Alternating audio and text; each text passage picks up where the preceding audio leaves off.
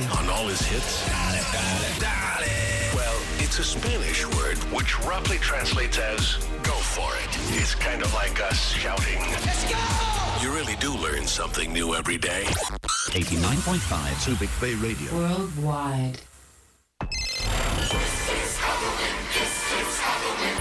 We only answer the door for the best artists this Halloween.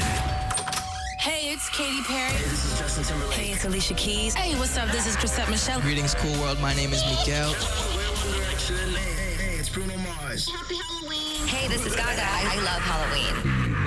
9.5 My Subic Bay Radio. 89.5. New music is on right now. It's 89.5 FM. Subic Bay's most favorite radio station. And now, DJ Double B. Double B. Your girlfriend's favorite DJ. Alrighty, 89.5 FM, My Subic Bay Radio, 4:30, ladies and gentlemen, bottom of the hour. And as promised, we're going to have a little interview. It's a massive interview, actually. You're going to ask me. We have in here from the National Grid Corporation of the Philippines, or NGCP. It's Regional Corporate Communication Officer of Central Luzon, Mr. Ernest Lawrence Vidal. Hi, sir. Hello, hi, good afternoon. Good afternoon. DJ Double B, and That's good afternoon right. to all of our listeners. Okay. Thank you for having me here. Looking forward actually into getting to know more about what's up with NGCP and how everything operates, so forth and so on. We are actually live worldwide 24/7, and when it comes to our local terrestrial broadcast, we got for primary coverage along the Post City, Subic Bay, Freeport Zone, Subic Town, and certain portions of Bataan. But for a wider coverage, the whole of Pampanga, Bataan, even as far as Pampanga. Zambales, Bataan, Pampanga, along the point Subic Bay, Freeport, greater Subic Bay area. But far beyond the reach of our terrestrial signal, you can always watch via the internet wherever you may be in this world. Even if you're currently living someplace else like the dwarf planet Pluto, for as long as you're connected to the internet, Just anyways. Okay, Yes. so NGCP, can you tell us, say, in a nutshell, what is NGCP? NGCP stands in the first place, National Grid Corporation of the Philippines. So Okay. we are a private corporation, but we do run government assets. So just to give you a background, or a bigger picture, in the power industry, we have three key players. So namely the generating plants, Okay. and then the transmission utility, and lastly you have your distribution utilities. Okay. So generation. Can we recap that again, quick? The three basic we things. have, enumerate natin. We Yeah, have the oo. generation utilities. Okay. Second is the transmission utility, and third is the distribution utilities. Okay. So when you say generating utilities, you are pertaining to power plants which produce power. So yun ang pinakasimula talaga. Yes, sila yung Okay. magpo-produce ng power, and Alright. then the produced electricity would then be transmitted. Can you That- give us samples po? Ano tong mga existing natin na nagpo-produce nitong power na ito? Anong mga power Yeah, plants we po have siya? the Masinloc power plant. Ayun, dito. That is in Masinloc Zambales, power and we plant. have Okay. as well dito sa may sa Subic. Dito sa may Subic. Sa Interzone. One Okay. Subic. One Subic. One Subic. Yeah. There you go. So Alright. these are examples of power plants. So they produce power either through renewable and renewable resources. Okay. And then the electricity produced would then be transmitted through the high voltage transmission line of the Ayun yung transmission malalaking utility. nakikita natin. Ito po yung ambuklaw kung tawagin nung araw. Okay. So, ang buklaw ang tawag. Ambuklaw ang Ayun. tawag ng mga residente. But on our part, we call it the transmission tower, the 500 kV lines, Yes, oo. or the 230 kV lines, 115 kV lines, or the 69 kV line. Mm-hmm. So once the produced electricity passes through the transmission utility, it then would be fed to the system of the distribution utilities. Okay. So for our part, ang distribution utility po natin, it's the OEDZ, we have the Zameco 1, Zameco 2. Which is in Zambales area, of course. So you see the flow, the electricity would first come from the power plants, Yeah, and the then generating place, yung Yes. power plant mismo, kung saan po-produce yung kuryente. yes, and then dadaan sa transmission utility. Transmission utility. And then ang ending nun is a distribution utility. So in short, the distribution utilities have the mandate to deliver the produced electricity to our household. So NGCP, I would want to clarify, has nothing to do with producing electricity. Neither do we have any business with selling it. Okay. We are only transmitting the available supply. Kumbaga, Ayun. kami lang yung highway, kami lang po yung dinadaanan nung Sa inyo lang na-produce na dadaan. kuryente. Parang in a way, you can, I think, a little close to the so-called parang toll gate na dadaan ng kalanya Yes. talaga. In fact, we call ourselves transmission superhighway. Ayun, there you go. When, for example, if you're a passenger and if you'll be coming from Subic and you would want to go to Metro Manila, That's right, yeah. even if there are alternate routes, sometimes the fastest way for you to get to Manila Yung is pa to rin pass through talagang- NLEX yes, and NLEX, SCTEX. So kapag ka power plant ka naman, manggagaling ka ng Subic and you would want your power to be delivered to as far as, say for example, Subic or Visayas, since Yes, oh. Luzon and Visayas grid are interconnected, pwede pong mangyari yun for as long as you pass through the expressway. Ayun, yeah. Ang expressway na yan, ito po yung NGCP. Okay. So that's the NGCP. Yun ang pinaka parang unang-unang dadaanan muna na magkakalat papunta sa mga yung tinatawag natin per area, yung mga distributors nga. Yes. Yan. Mga kooperatiba, mga distribution utilities. We do not sell and neither do we produce electricity. Just so happen na talagang kailangan dumaan lang sa inyo, of course. May option ng power plant not to pass through Okay, transmission okay. utility. However, the restriction would be you cannot deliver your power to far away areas. Okay. So kapag kunyari, nasa Zambales ka, ang power mo, ma-deliver mo lang sa nearby areas mo. Okay. Not to as far as Alright. Visayas. So yun yung immediate advantage vicinity lang, in a if way. you access Oh. our transmission line. Correct. Okay.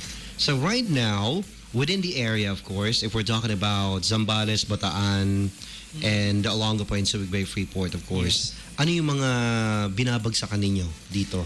Ang kliyente Mabanggit kasi, mo na. ang direct customers po namin are the generating plants and Yes. then the distribution utilities. So kayo yung in-between, kami in that-connects between, kami them. nasa gitna. Okay. We link the power plants to the distribution utilities. So ang customer namin, we have Pinelco, we have Zameco 1, Zameco 2, OEDC, ito SBMA, Yeah. and then all others na Okay. mga power plants na hindi ko na-mention.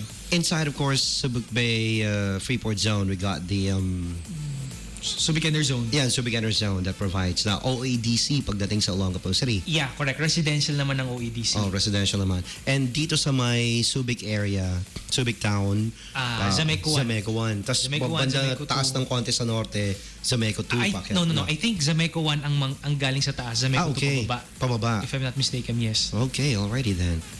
Are you also part pa rin ba pati dito sa Bataan and Pampanga? Bataan is being serviced by Pinelco. Okay.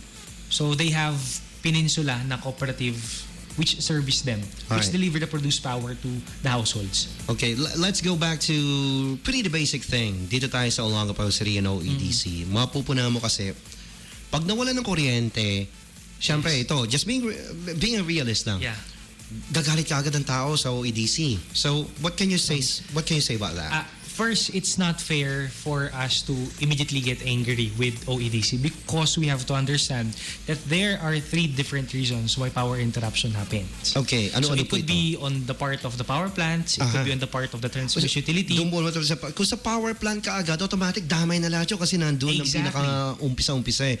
Kaya lang, ang common thinking ng mga tao, na wala ng kuryente, o syempre, hindi naman nila alam ang reason, kung power plant talaga mismo nag-breakdown, pero hindi mo maalis talaga, galit sila kaagad sa alam nilang pinagkukuha na pinagbabayaran nila, di ba? Yes. But then again, to clarify, That leads us to the first reason of the power interruptions. Ayun. The first would be power insufficiency. Oh. So if you have kulang. deficiency in power, definitely NGCP has... Sir, kulitin na rin kita doon. Bakit nagkakaroon ng pagkukulang? It could be of many reasons. First, pwedeng maintenance or corrective activities Alright. within the power plants themselves. Pwede din yung biglaang pagkaroon ng technical problem within the power Yeah, plant. may sumabog siguro na isa. We don't know. So many technical mambo-jumbos. Mahirap na may kwento ba? Diba? Tama. So kapag kulang yung supply mo, Okay. wala kaming maibato or we have to allocate the available supply Yes. to all the Okay. connected customers of NGCP. Alright. So we also have the mandate to make sure that your generation and then your consumption is always equal in real-time dispatch. Dapat Ayun, balanse okay. po lagi yun to preserve the reliability of the system. Unang rason yun. Pangalawa, pwede din po yung scheduled na power interruption. Ayun ang When we say talagang... scheduled na power interruption, which is, of course, ina-announce naman kung bakit at kung saan ang reason. yes, Okay. kailangan po ng scheduled activities kasi nga po, we need to prevent yung mga damages. Preventive We need maintenance, to correct kumbaga, kung ano yeah. man yung currently nakikita po namin, this is to prolong the economic lifespan of the facilities. Oo and the naman, equipment. wear and tear eh. Siyempre, kailangan mo rin naman pangalagaan. Kasi Nasisira namin yung din maging naman. reactive kami eh. Kung kailan may sira, tsaka ka na lang, Yes. di ba? Hanggat maaari. Siguro alam naman din natin mga nakikinig sa atin yun. Ba? May appliance ka sa bahay. Alam mo, ginagamit mo siya parati. Alam nga namang abangan mo pa masira bago mo gawa ng paraan. Di ba? Ang linisin mo na kung pwedeng... Oo, parang That is the ganun po. approach we are adopting, no, yung proactive approach. So yun yung reason kung bakit may scheduled activities. Ang planta nag-schedule ng activities as well as NGCP and the distribution utilities or OEDC. Ayun, okay. Pangatlo, pwede din po yung biglaan. Also suddenly, Okay. may natumbang poste sa part ng OEDC or Ayun. sa part namin biglang nagkaroon ng cut conductor or sa part ng Ayun. power plant biglang nagkaroon ng technical glitches. Yung tinatawag, yung sa party niya, yung for example, yung isang ambok. Yung ambuklaw, Oh, yan. na-cut yung ano niya, Oo, yung conductor niya or yung tower, yung mga poste namin, Okay. nahulog yung mga insulator. So, all these and many other reasons. Na hindi naman contribute. merong may gusto nun, di ba? Sino Oo, naman these magkakagusto are all, nun? kaya nga from the word itself, Fortuitous, oo. unscheduled. Unscheduled. Which is why, whether it be unscheduled or scheduled, I on my part would commit to send you advisories. Opo, sure. Kapag power Far interruption better. po yan, magbibigay ako ng schedule 2 days ahead of the notice. Okay. Tapos kapag biglaan, unscheduled, magbibigay lang ako 30 minutes after the tripping Apo. to give me time for the I-ascertain mo na confirmation anong of the data. reason. Oo. Yun. Mahirap din kasi yung paglang nawala, ay magbibigay ka nawala. We all know nawala, pero anong reason? Para at least Tama. malaman ka agad. Yun. So dapat yun yung malaman ng taong bayan na Yes, oo. it's not right to blame NGCP alone or OEDC alone. Yes po, Dapat they oo. have to understand why the power interruption took place in the very first place. Opo. Ah. So yun, napakinggan niyo ladies and gentlemen, ha, pag nawala ng kuryente, wag muna kayo kaagad mag-iisip na alam mo, normal yun eh.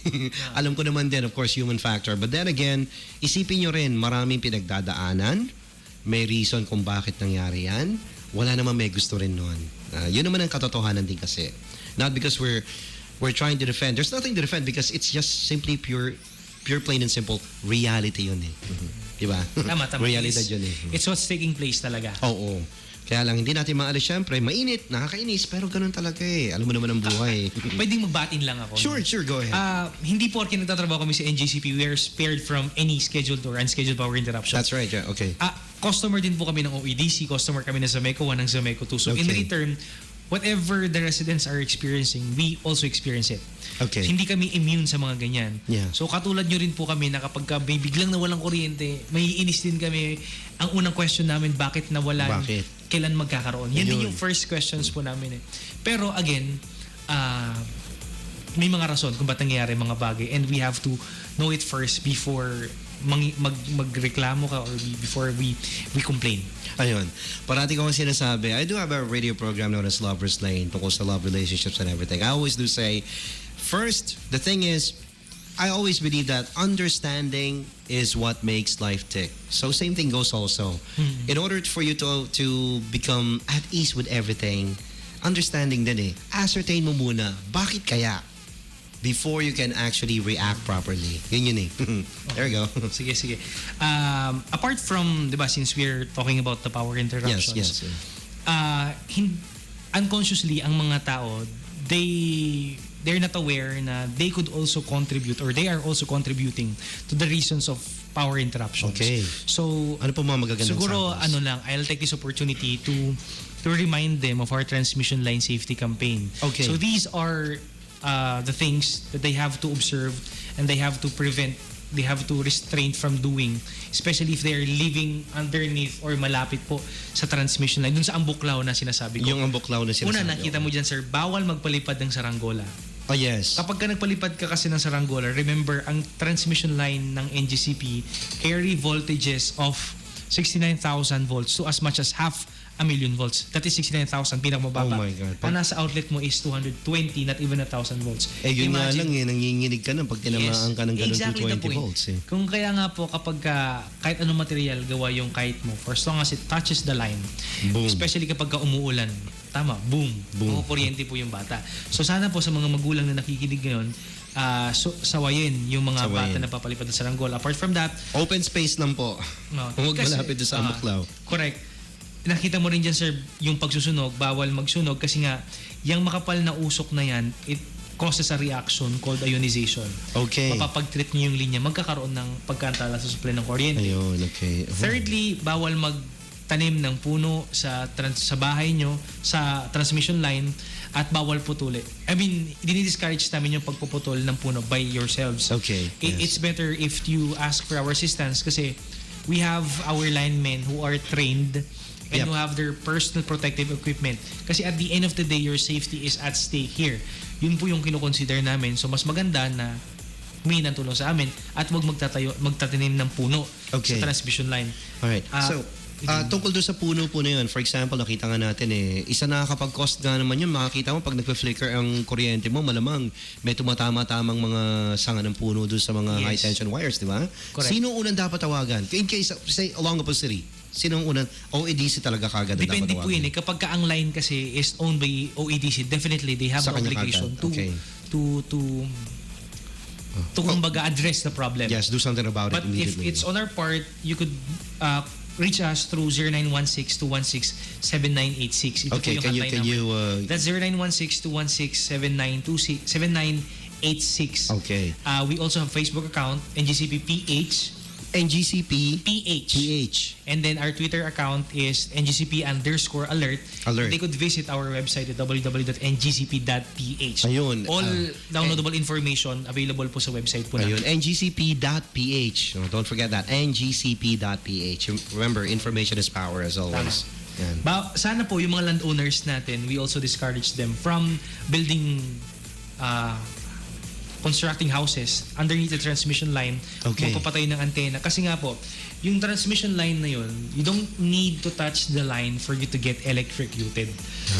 Imagine may electromagnetic field which is invisible Yes. to the human eye. Exactly. 3 meters yung ano niyan, from the lowest phase. Nakita niyo yan, sir, di ba? May So, tatlong 3 linya. meters pala yung, From the lowest yung phase. parang radius niya. Oh, okay. Yes, 3 alright. meters.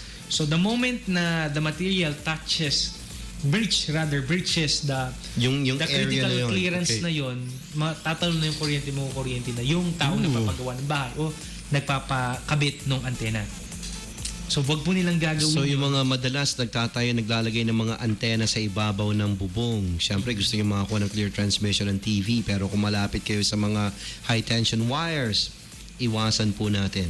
Okay. Lastly, we would want to appeal to our listeners na kung may alam po sila na nagpipilfer o nagnanakaw ng anumang parts ng tower po namin, maaaring ipagbigay alam po sa amin. Yung Kasi- same number po na binigay Same ninyo. number, 0916-216-7986. Kasi nga po, kapag kahit na anumang equipment or material, sir, di ba? Kapag tinanggalan mo yan ng isang importanteng parts, hindi na siya as reliable as you designed it. Yep. So, sana po, tulungan niyo po kami sa pag-observe ng safety reminders po natin and then yung anti-pilferage campaign po. Alright. Ayos. Okay. So siguro po nakakuha kayo ng maraming information tungkol dito sa kuryente. Alam mo naman natin, lahat tayo concerned dito. Kuryente ang pinag-uusapan natin eh. Sino bang hindi may kailangan ng kuryente? Siguro nasa loob ng kuweba. Which I do not believe na nakikinig tayong nakatira sa loob ng kuweba. We all do need this. Yes. So dapat alam din po ninyo, hindi lang yung remember, as always, parati ko ang sinasabi sa mga listeners ko, do not go to sleep without learning something new. Parati po kayong makiusyoso, makialam sa mga karampatang bagay. For example, right now, marami kayong mga questions about what's happening when it comes to electricity. Eto, kausap natin po ang NGCP. Napakinggan nyo kanina, maraming bagay na pinagdadaanan, hindi lang iisa. So do not arrive into a certain conclusion kung wala pa yung word na certain, yung talagang yun nga yun.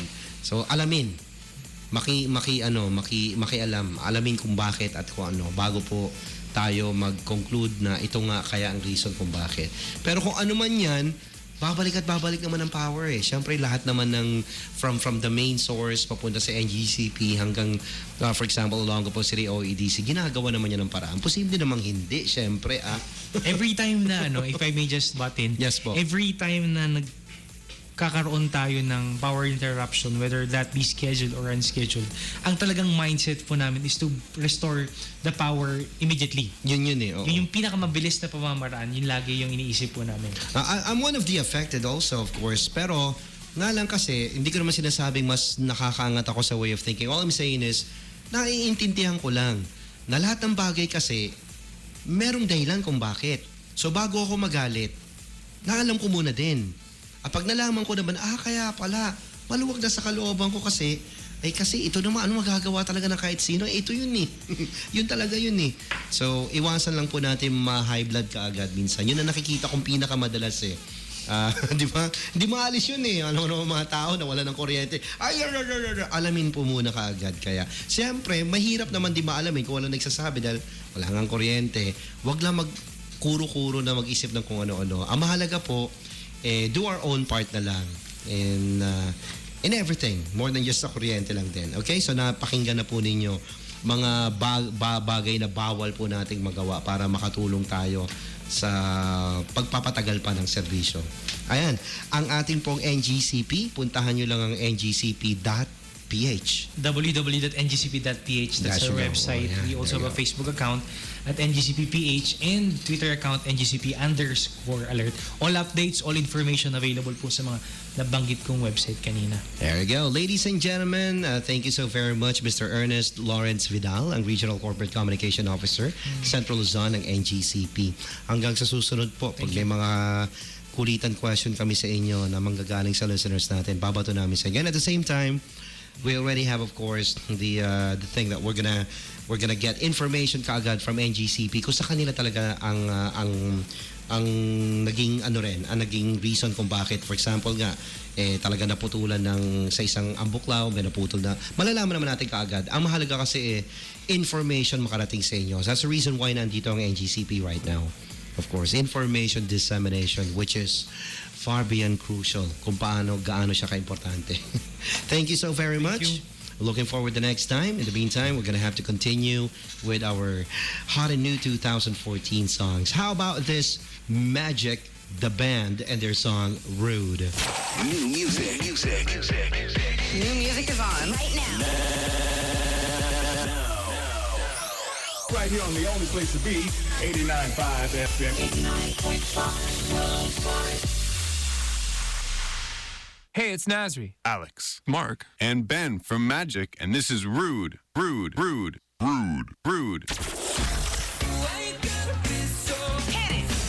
Reggae pop, straight out of Toronto. This is new music. Hey, this is Nasri from Magic. Why you gotta be so rude? This is our brand new single, Rude. 89.5. Mod Subic Bay Radio. I love this station. Why you gotta be so rude? I'm gonna marry you anyway. I got the radio loud. The music's so good. Magic. Rude. Saturday morning, jumped out of bed and put on my best suit. Got in my car and raced like a jet all the way to you. Knocked on your door with heart in my head to ask you a question, 'cause I know that you're an old-fashioned man. Yeah. Can I have your daughter for the rest of my life? Say yes, 'cause I need to know. You say I'll never get your blessing till the day I die. Tough luck, my friend, but the answer is no. Why you gotta be so rude? Don't you know I'm human too? Why you gotta be so rude? I'm gonna marry you anyway. Marry that girl. Marry you anyway. Marry that girl. Yeah, no matter what you say. Marry that girl. And we'll be a family. Why you gotta be so rude?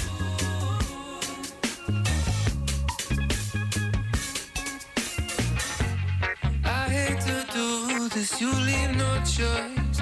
Can't live without her. Love me or hate me, we will be boys. Standing at that altar. Or we will run away to another guy that say you know she's in love with me. She will go everywhere I go. Can I have your daughter for the rest of my life? Say yes, 'cause I need to know. You say I'll never get your blessing till the